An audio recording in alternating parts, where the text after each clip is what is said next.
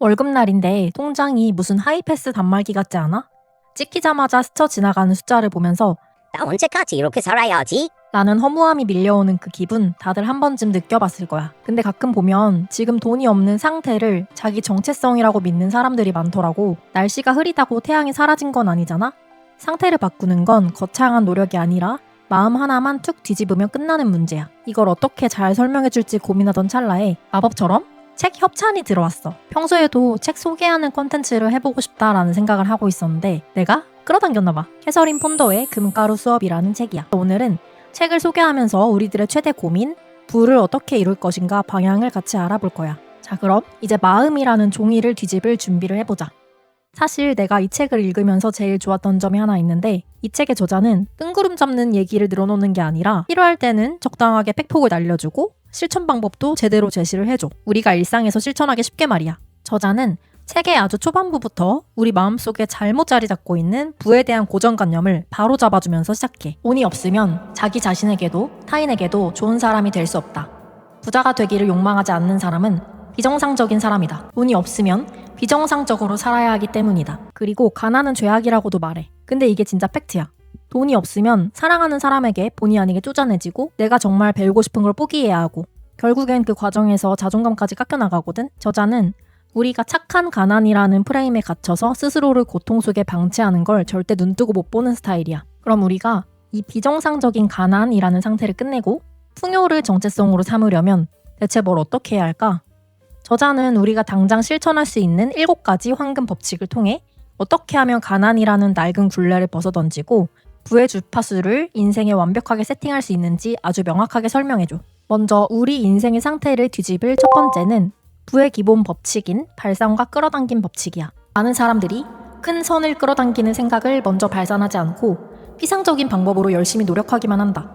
그리고 그 노력이 실패로 끝나면 크게 실망한다. 이 문장 들으면 어때? 무슨 말인지는 알겠는데 큰 선이 뭐지? 어떻게 발산을 하라는 거지? 이런 생각이 들잖아. 나는 이 책이 우리한테 말하는 내용을 온전히 이해하려면 초반에 나오는 이 내용부터 제대로 이해해야 한다고 생각해. 그래서 이 부분을 쉽게 설명해 주려고 내가 이야기를 만들어봤어. 어떤 특별한 레스토랑이 있어. 이 식당은 정말 특별해. 최고의 주방장과 무한대의 최고급 재료가 준비되어 있고 손님의 영혼이 200% 만족할 수 있는 맞춤 요리를 내주는 곳이야. 근데 자리에 앉았더니 메뉴판이 없어. 주방장이 와서 딱 한마디를 하는 거야. 원하시는 걸 말씀하세요. 뭐든 만들어드립니다. 여기서 우리는 1차 멘붕이 와. 사실 우리는 메뉴판이 있는 삶이 너무 당연하다고 생각하며 살았거든. 사회가 짜놓은 시간표, 남들이 정해놓은 성공이라는 기준 말이야. 항상 그 정해진 현실에 쫓기느라 바빴고 시스템이 정해준 대로 사는 게 당연한 건 줄 알았어. 그러다 보니 정작 나라는 사람에 대한 데이터가 아예 없는 사람이 대부분이야. 내가 뭘 좋아하는지, 어떤 맛을 볼 때 내 영혼이 전율하는지 한 번도 데이터를 쌓아본 적이 없는 거지. 상황이 이렇다 보니 마음껏 주문하라는 자유가 주어져도 선택 자체가 공포가 되는 거야. 새로운 거 시켰다가 맛없으면 어떡하지? 주문했는데 이상한 거 나오면 쪽팔리잖아. 이런 두려움 때문에 내 영혼의 메뉴를 고민할 시도조차 안 해. 심지어 이 식당에 앉아만 있으면 평생 최고의 맛과 풍요를 보장받을 수 있다는 걸 알면서도 스스로 에이, 나 같은 게 무슨 이런 대접을 받아. 나는 그럴 자격이 없어. 라고 미리 선을 긋는 사람도 있어. 그래서 결국 가장 익숙하고 안전하다고 느껴지는 그냥 눅눅한 빵 조각에 안주하거나 원래 살던 대로 평범한 식당으로 도망쳐버리는 거야. 변화가 주는 행운보다 결핍이 주는 익숙함이 더 편안하다고 착각하면서 말이야. 혹은 남이 만들어 놓은 메뉴판을 찾기 시작해. 슬쩍 옆 테이블을 보는 거지. 저 사람 스테이크 좋아 보이네? 나도 그냥 저거랑 똑같은 걸로 주세요. 이렇게 남들한테 뒤처지지 않으려고 앞사람 뒤통수만 보고 따라가느라 내 인생의 진짜 메뉴를 고를 기회를 다 날려버리는 거야. 근데 이 식당에는 아주 소름 돋는 룰이 있어.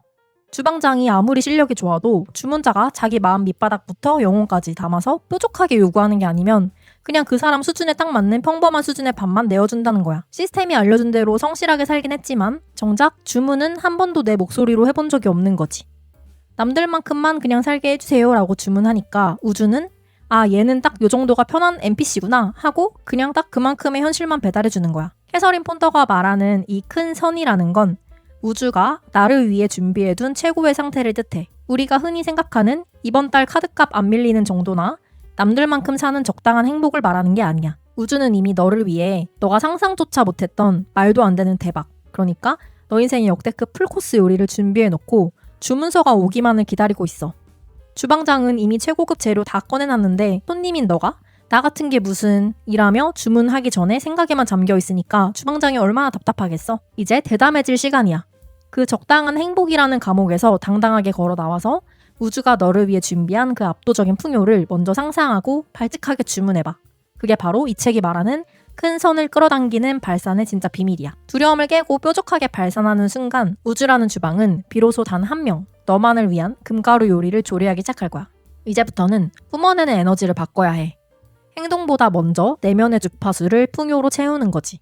저자는 이 문장을 매일 영혼에 새겨넣으라고 말해. 나는 내가 품고 발산하는 생각, 감정, 심상을 통해 내가 원하는 모든 것을 끌어당길 수 있는 자석이다. 자석은 철가루를 쫓아다니지 않아. 그냥 그 자리에 존재하면서 강력한 자기장을 뿜어낼 뿐이야. 그럼 철가루들이 알아서 달라붙는 거야. 너가 뿜어내는 그 보이지 않는 에너지가 결국 돈이 들어올 길을 닦는 아주 강력한 도구가 될 테니까. 근데 여기서 멈추면 안 돼. 에너지를 발산하기 시작했다면 그 다음엔 에너지가 들어올 자리를 만들어줘야 해. 그래서 두 번째가 실천하기는 제일 어렵지만 효과는 소름 돋게 빠른 진공의 법칙이야. 진공의 법칙이 뭐냐면 자연은 비워져 있는 상태, 즉 진공 상태를 싫어해서 무엇이든지 채우려고 한다는 거야. 저자는 아주 명확하게 설명해. 당신의 삶에 더 많은 성과 부를 원한다면 그것들을 위한 빈 공간을 마련하라. 원하는 것을 위한 공간을 위해 원하지 않는 것을 버려라. 아까 그 식당 비유로 다시 돌아가 볼게. 용기 내서 주방장한테 나 스테이크 먹을 거야 라고 발칙하게 주문을 했어. 근데 내 옆에 엎질러진 물잔이랑 옆에 테이블 따라 시킨 음식들이랑 그릇이 막 널브러져 있어. 그러면 내가 주문한 음식을 서빙할 공간이 없잖아? 우리 무의식도 똑같아. 나는 원래 돈복이 없어 라는 패배주의, 10년 전 친구가 나한테 했던 서운한 말들, 이런 감정의 쓰레기들이 마음의 공간을 다 차지하고 있는 거야. 게임을 할 때에도 인벤토리가 꽉 차 있으면 레전드 아이템이 떨어져도 줄 수가 없잖아.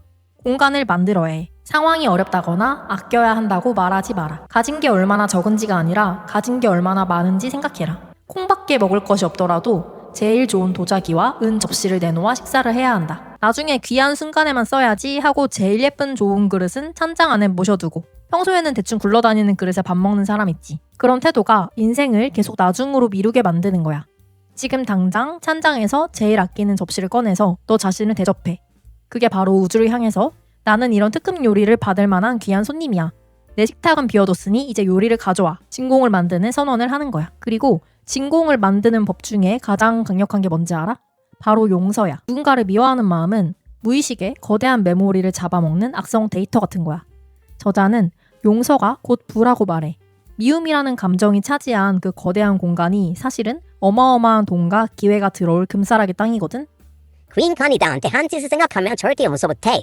라고 붙잡고 있는 게 결국 내 주머니로 들어올 돈을 막고 있다는 뜻이야. 오늘부터 내 주변의 낡은 물건들, 낡은 감정을 하나씩 비워보자. 자연은 진공 상태를 절대 가만히 두지 않아. 그 빈자리를 반드시 더 좋은 것으로 채우려고 해. 이렇게 자리를 만들었으면 이제 구체적으로 뭘 채울지 설계해야겠지? 그게 바로 세 번째, 창조의 법칙이야. 저자는 부자가 되는 걸 건축에 비유해.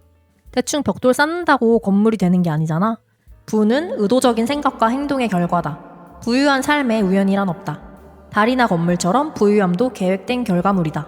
설계도 없이 건물을 지으면 반드시 무너져. 인생도 부도 아주 정교하게 설계되어야 해. 근데 많은 사람들이 그냥 돈 많았으면 좋겠다라고만 해. 이건 설계도가 아니라 낙서야. 저자가 말하는 창조의 3단계는 단순하지만 아주 강력해. 첫째, 매일 원하는 것을 적어라.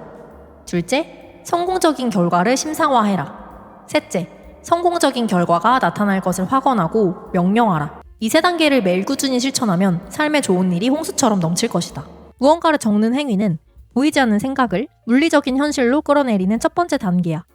6개월 뒤에 이루고 싶은 목표, 이번 달에 들어와야 할 구체적인 액수를 1원 단위까지 적어봐. 종이에 글자가 올라오는 순간 우주는 너의 주문서를 공식적으로 접수받는 거야. 그 적은 내용을 바탕으로 네 번째, 심상화의 법칙을 돌려야 해. 이건 내 마음속에 아이맥스 영화관을 차려서 내가 영화를 보는 거랑 똑같아. 저자는 이 법칙의 핵심을 딱 한 줄로 정리해줘. 마음이 기대하는 것은 무엇이든 만들어지고 생산되고 실현된다. 상상은 단순히 공상을 하는 게 아니야.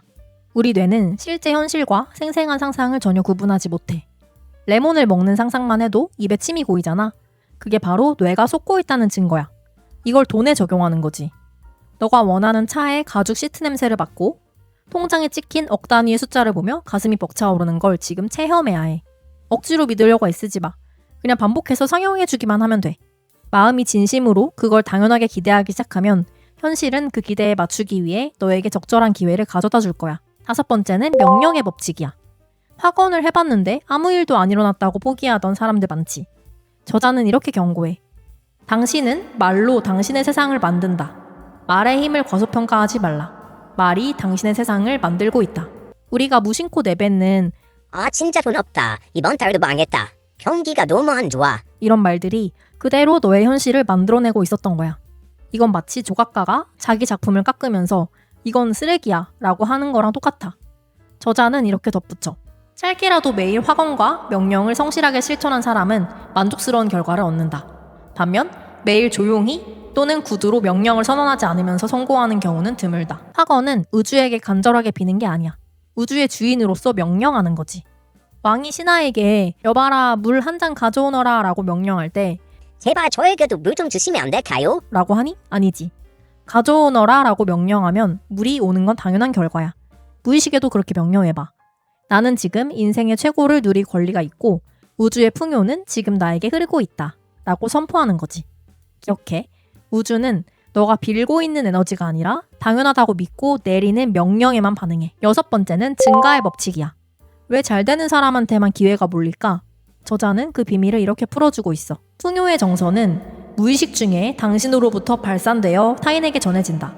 사람들은 당신이 발산하는 풍요와 성공, 부의 정서를 의식적으로 또는 무의식적으로 느끼기 때문에 비즈니스 등에서 당신과 거래를 하기를 원할 것이다. 쉽게 말해볼게.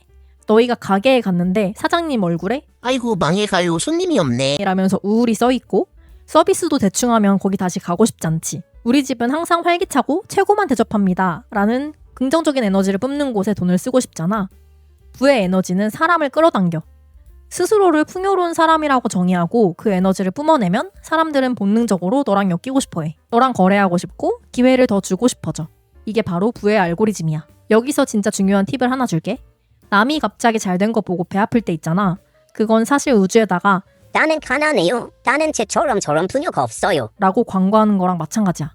내 결핍을 주파수로 뿜어내고 있는 거지. 저자는 우주의 풍요는 무한대라고 말해. 마치 태양빛처럼 말이야. 옆 사람이 햇볕을 쬐다고 해서 내가 쬐 빛이 줄어드는 건 아니잖아? 우주는 우리 모두가 좋은 에너지를 발산해서 다 같이 풍요로워지기를 진심으로 바라고 있어. 재료가 떨어질 걱정이 없는 무한리필 고급 파인다이닝인 셈이야. 그러니까 이제는 전략적으로라도 타인의 성공을 축복해줘. 와, 저 사람 식탁에 저렇게 멋진 요리가 나왔어? 주방에 재료가 넘쳐 흐른다는 걸 오늘도 역시 깨달았네. 나도 내 메뉴만 정확히 주문하면 저 풍요가 나한테도 오겠구나 라고 풍요의 흐름 그 자체를 인정하는 거야. 그 흐름을 긍정하고 축복하는 순간 너도 그 무한한 풍요의 리스트에 이름을 올리게 되는 거지. 마지막 7번째는 부자가 되는 태도를 알려줘. 이건 앞의 모든 법칙을 하나로 묶어주는 열쇠라고 보면 돼. 저자는 돈을 단순히 종이 쪼가리가 아니라 지능을 가진 살아있는 에너지로 보라고 해. 돈은 자신의 창조자인 우주의 지능으로 가득 차 있다. 돈은 돈에 대한 당신의 태도에 반응한다. 감사하는 것은 무엇이든 끌어당기고 경멸하는 것은 무엇이든 밀어낸다. 돈을 쓸 때마다 손을 부르르 떨면서 아 아까워 죽겠다. 라고 하지 마. 돈이 너를 떠날 때 야, 너 나가서 친구들 많이 데리고 돌아와야 해 라고 기분 좋게 보내줘. 돈은 자기를 환영하고 귀하게 여기는 사람 곁에 더 오래 머물고 싶어해. 세금을 낼 때도 나라가 나한테 해준 게 뭐 있다고. 라며 분노하지 말고 내가 이만큼 세금을 낼 정도로 많은 수입을 가졌구나. 낼 돈이 있다는 것 자체가 정말 감사하다 라고 생각에 전환을 해봐. 그 작은 태도 차이가 통장 잔고의 앞자리를 바꿔놓을 거야. 오늘 내가 소개해준 책 금가루 수업은 단순히 통장 잔고를 늘리는 스킬을 담은 책이 아니야. 이 책은 우리가 우리 자신을 얼마나 고귀한 존재로 대해야 하는지를 알려주는 인생 지침서야. 저자는 정말 친절하고 자세하게 우리가 실천할 수 있는 방향을 알려줘. 사실 이 책의 뒤쪽으로 갈수록 돈 이야기뿐만 아니라 우리가 삶을 대하는 철학적인 태도들이 많이 담겨 있어. 내가 다 설명하지 못한 보물 같은 내용이 많으니까 정말 인생의 변화를 꿈꾼다면 이 책을 꼭 한번 직접 읽어보길 추천할게. 인생의 태도가 바뀌면 세상 모든 금가루는 알아서 너에게 사뿐히 내려앉을 거야. 오늘 그리고 기쁜 소식이 하나 있어. 이 영상을 만들다가 찌석해 채널 구독자가 1만 명을 넘었어. 진짜 다 우리 냥냥이들 덕분이야. 너무 고마워. 그래서 내가 이 기쁨을 나누려고 선물을 준비했어. 지금 바로 댓글로 우주 파인다이닝의 첫 번째 주문을 남겨줘. 나는 지금 내 삶에 쏟아지는 금가루를 온전히 누리고 있다 라고 내 스타일대로 당당하게 써보는 거야. 이렇게 확언 댓글 남겨준 양양이들 중 10명을 추첨해서 오늘 소개한 금가루 수업 책을 선물로 쏠게. 자세한 참여 방법은 고정 댓글을 확인해줘. 지금까지 상상을 현실로 만드는 고양이 채셔캣이었어.